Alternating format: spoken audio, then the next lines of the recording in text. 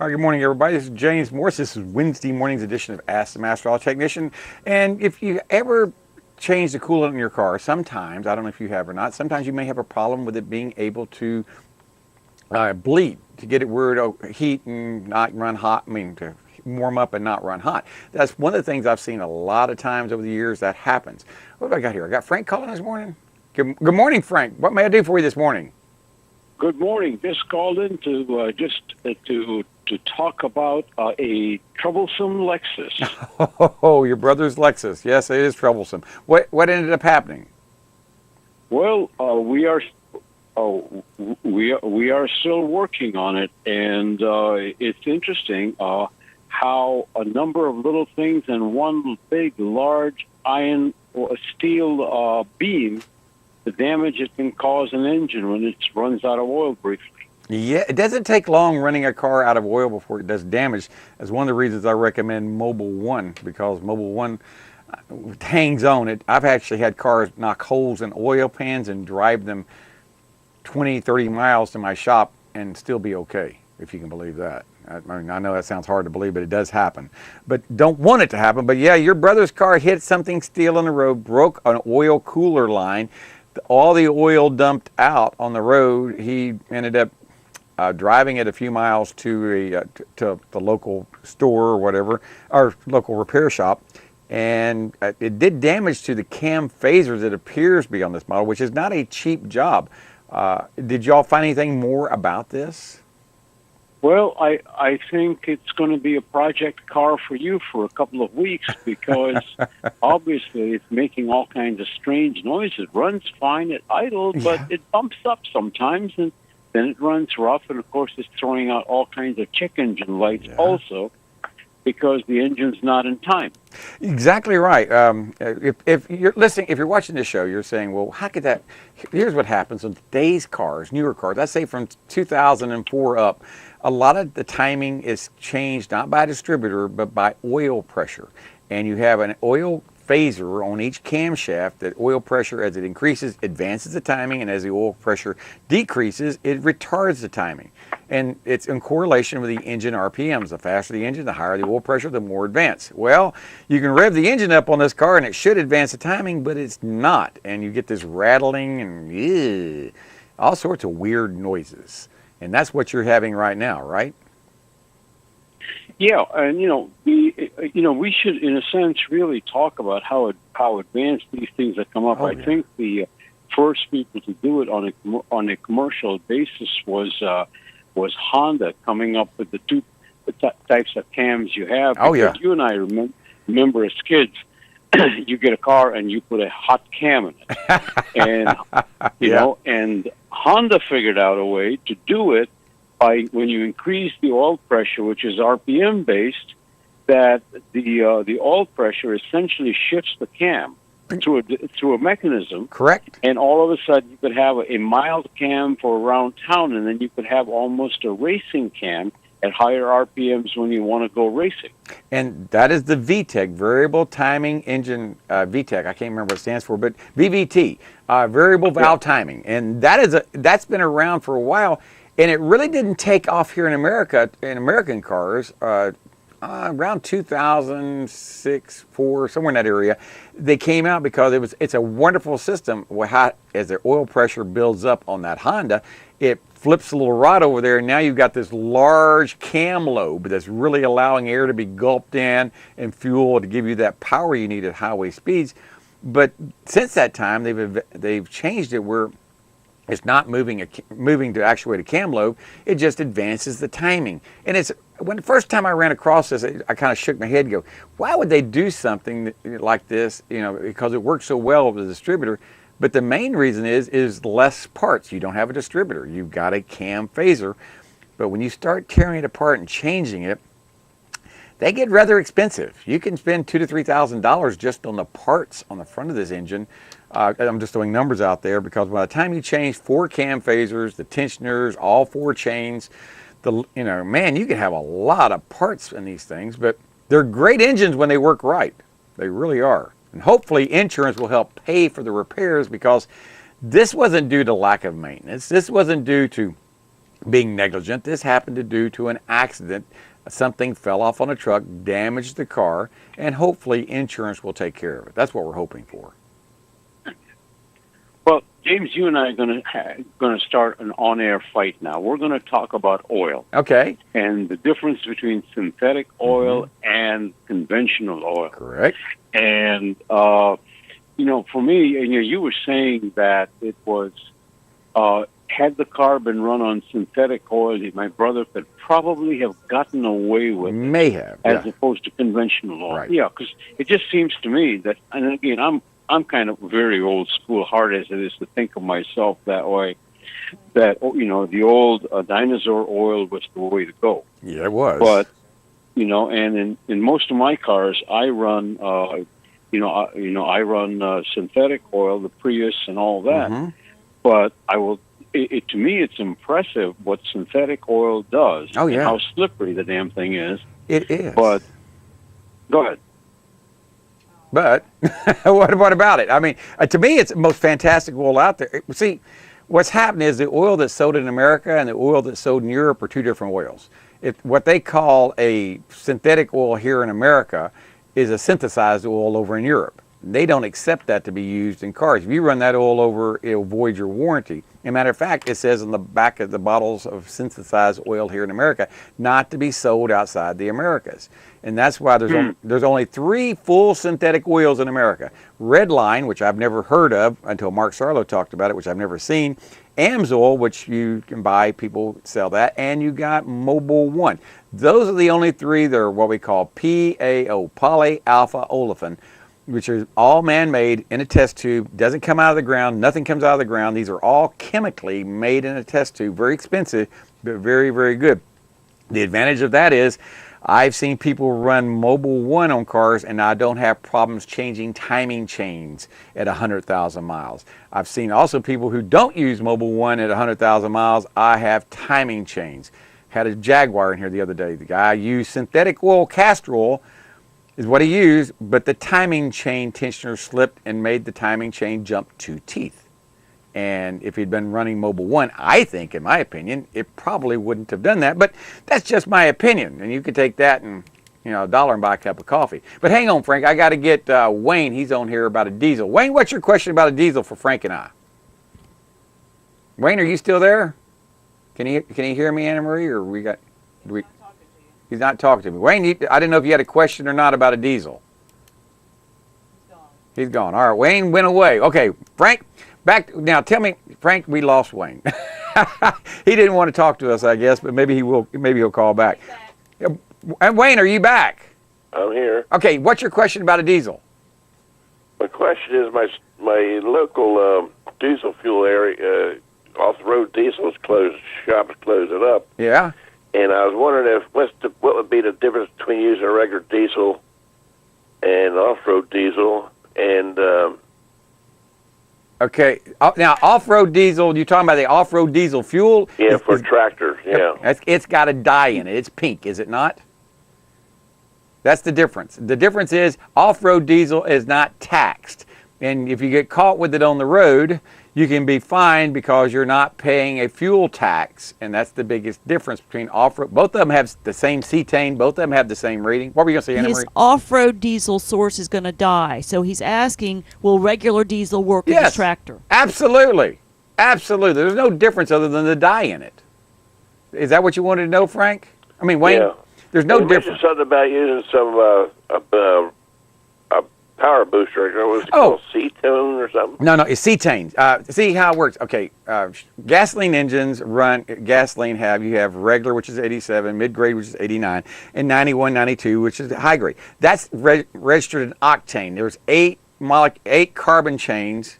8 chain and a carbon molecule, there's 8. And a diesel fuel for gasoline, there's 10. So there's cetane. You got octane for 8, cetane for 10. So there's 10 in the carbon chain for diesel fuel. It's got more energy in it. So add cetane booster to your diesel fuel. It does 2 things. It has a lubricant in it for older model diesel engines. It also raises the cetane level, because right now if you go to the local store and you buy diesel fuel, it's 38 to 41 cetane.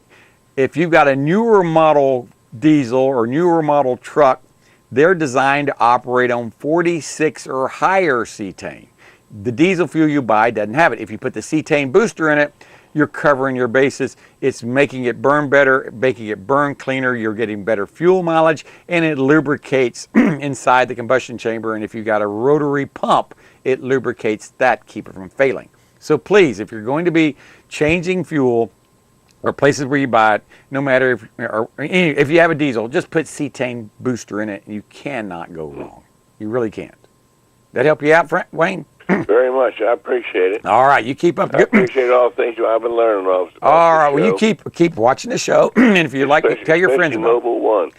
And Mobile One for a diesel, you're going to run 5W40 instead of 15W40. If you're going to diesel, if you're going to change it to full synthetic, you're going to run 5W40, and you're going to get Mobile One that's designed for a diesel engine, not a car engine. A diesel and completely different oil. It's got to be Mobile One for diesels. That make sense to you, Wayne? Okay, yeah. All right, use that oil and you won't regret it, and change it over 5,000 to 6,000 miles along with your filter, and you won't have any trouble. And if it's a Power Stroke, make sure you use Ford factory filters, or you will regret it. You really will. All right, back to Frank here. Frank, we got about 2 minutes. Yes, sir. Frank, we got about 2 minutes. Are you still there? Yes, I am. All right, good. Yes, I am. And Go so ahead. what is interesting to me about the discussion in oil is that now BMW now has a special oil supposedly just for their cars, yeah. and that's what they recommend. Absolutely. And so does Volkswagen. So does Volkswagen. So they all and do. Nissan. They all do. And that's the thing. If you don't put in the oil that meets or exceeds what they're asking for, you can violate their warranty. I know one thing, Mobile One will not work in a Volkswagen diesel. I didn't know that. I know. Mobile One 5W40, 4 diesels, has a problem, and the Volkswagen TDI, it will actually cause the cam lobe to round off.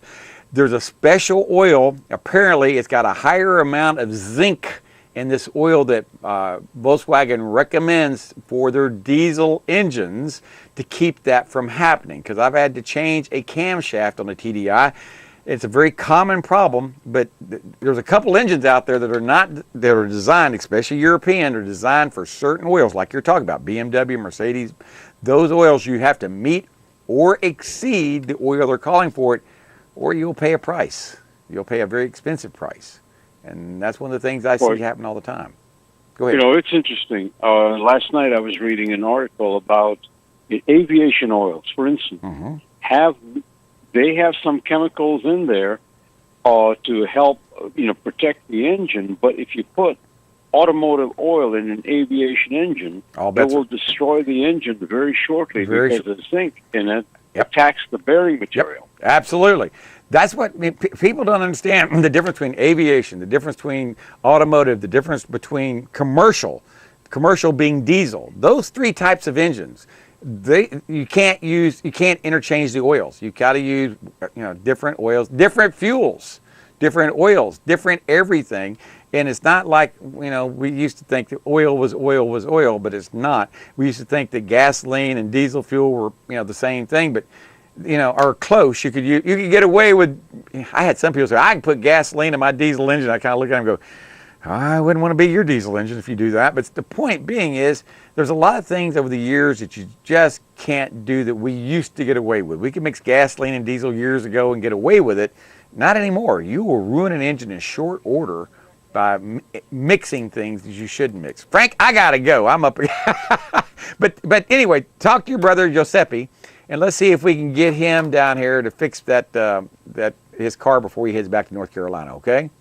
See you soon. See you soon, Frank. Talk to you later now. Bye-bye. If you want the best deal in town for tires, you need to call Baytown Tires at 873-8900. Hanson and the guys at Baytown Tires take pride in serving Panama City for over 20 years. Baytown Tires on Highway 98 in St. Andrews. All service work backed by a nationwide warranty. Water is too powerful to fight alone.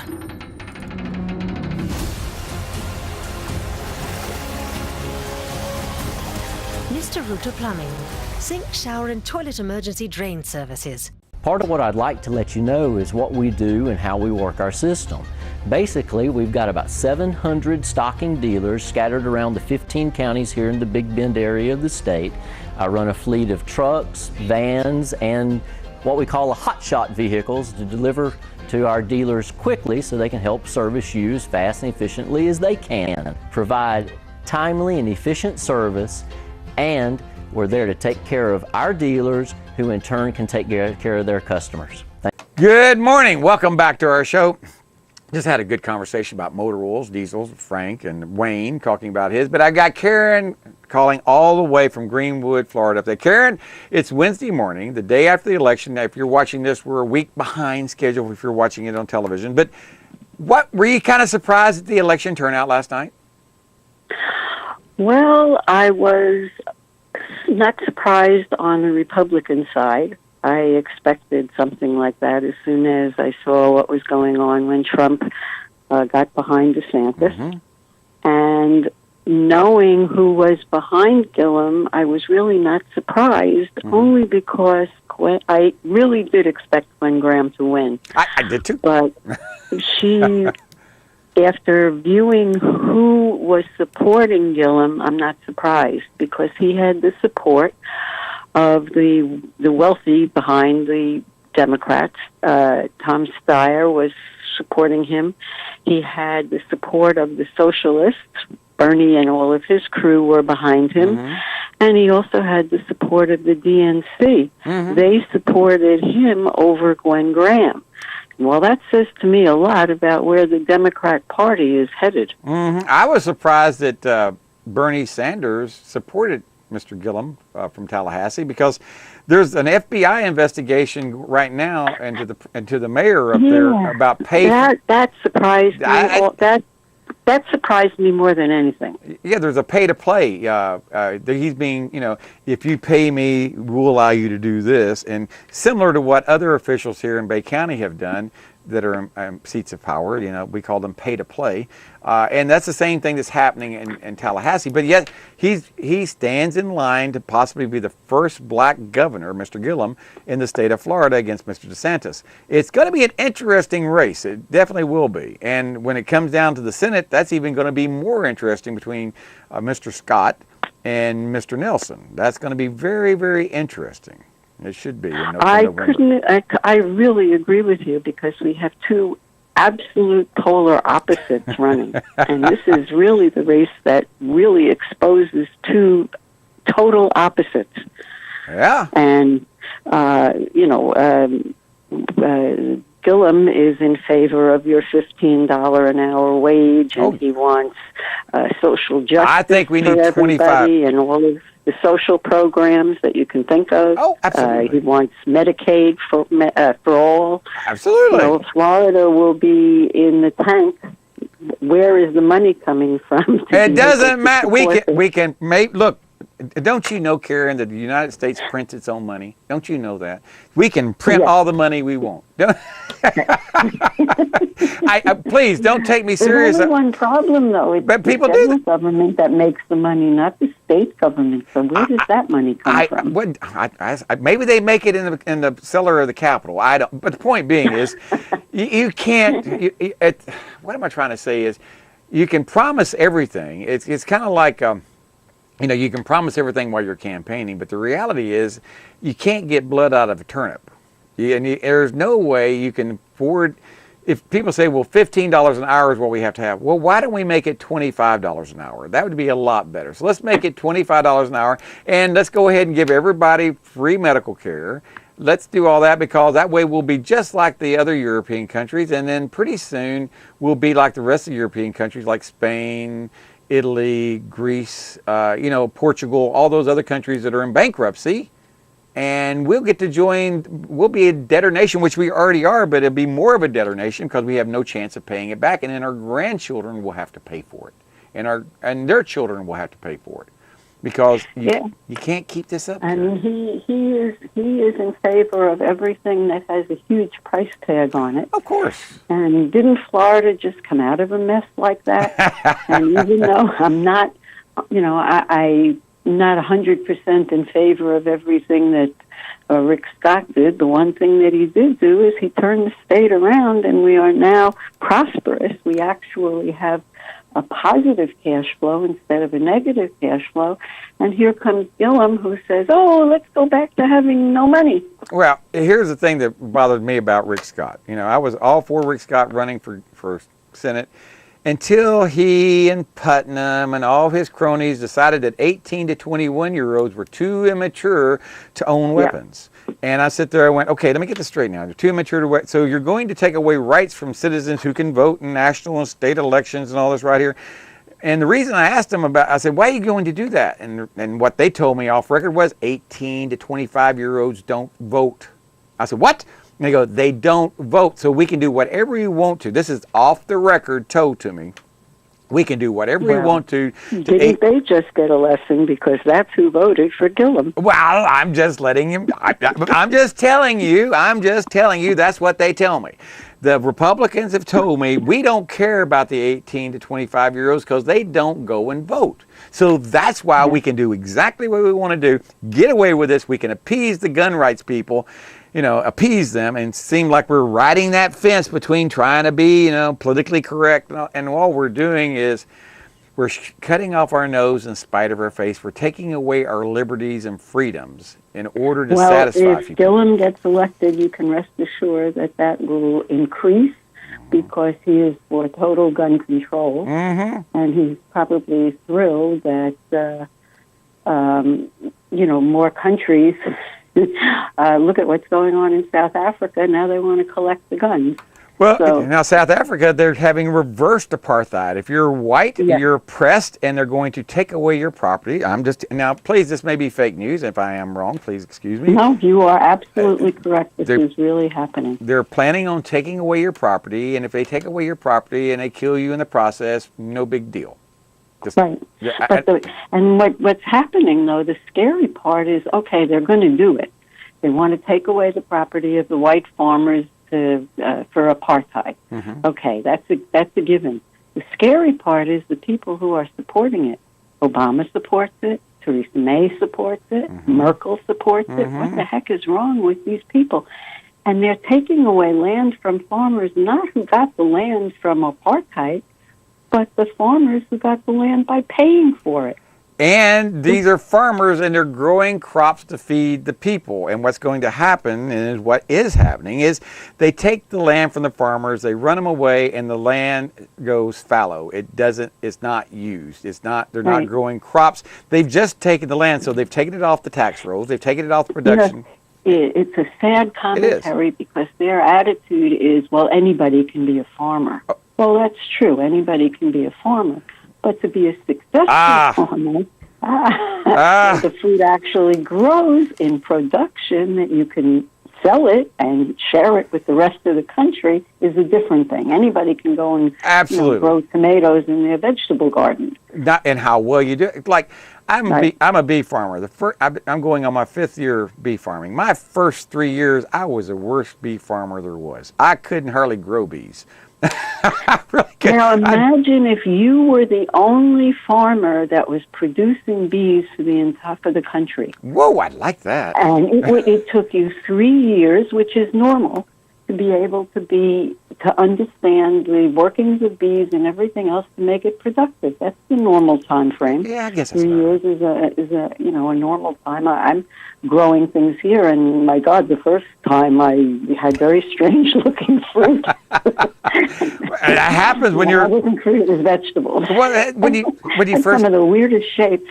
When you first get into this industry, I mean, they would never pass, and they'd never be able to be sold for profit in an open market. So what is going to happen? And of course, they could look at their neighbor, Zimbabwe.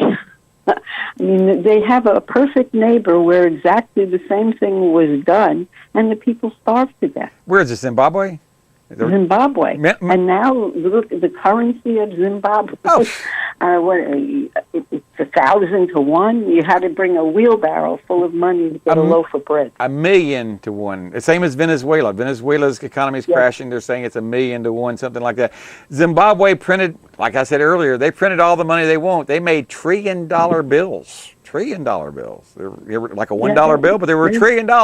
And it took like $15 trillion to get a loaf of bread.